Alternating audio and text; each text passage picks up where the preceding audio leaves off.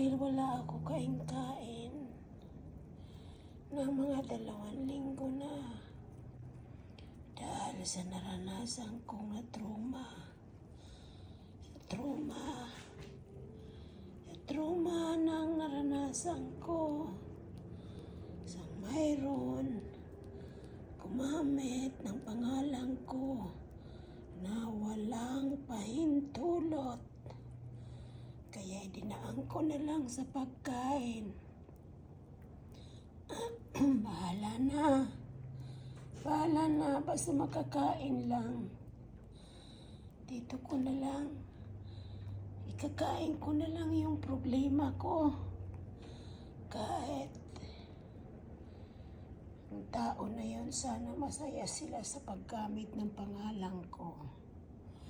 Ngayon naman, gagamitin ko na lang sa pagkain ko.